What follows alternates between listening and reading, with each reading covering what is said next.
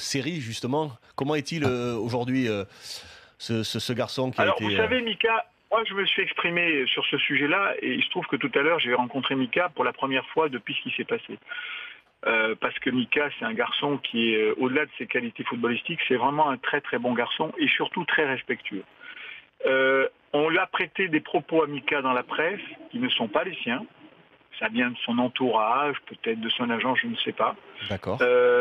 Moi, j'ai dit à Mika tout ce que je pensais de ce qui s'était passé. Je crois qu'aujourd'hui, il a compris clairement qu'il n'a pas été le premier choix de Barcelone, qu'ils ont fait des choix financiers, pas de problème de discussion avec Nice, mais des choix techniques et financiers sur d'autres joueurs, en l'occurrence peut-être Dembélé et compagnie.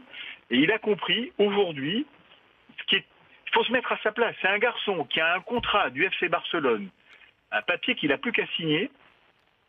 On lui dit le mardi soir après Naples, on t'attend. Le mardi, on se met d'accord avec Barcelone sur le montant de son transfert.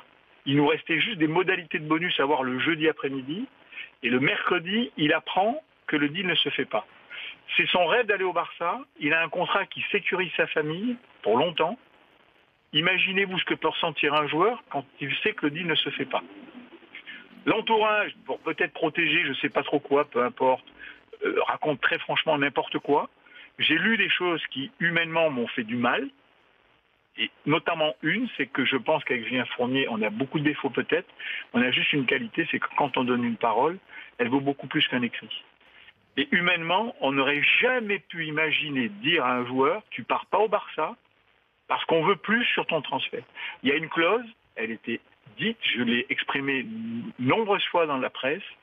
Cette clause-là a été acceptée par Barcelone. Simplement, c'est un choix technique qu'ils ont fait au dernier moment de faire un revirement. Pour un joueur, c'est terrible. Et pour nous, dirigeants d'un club, qu'on puisse imaginer qu'un joueur en plus comme Mika, qui a été dans notre club un joueur d'un respect total, l'empêcher d'aller au Barça, qui est quand même un club mythique pour beaucoup de joueurs, et en plus, nous, club, avec notre budget touché 40 millions, à un moment, il faut trouver la logique et le bon sens. Alors, heureusement, aujourd'hui, les gens du Barça différents se sont exprimés en disant que c'était absolument pas un problème d'argent et de négociation, mais un choix purement technique, ce qui fait qu'aujourd'hui, tout le monde a compris. On en a pris plein la gueule pendant quelques jours.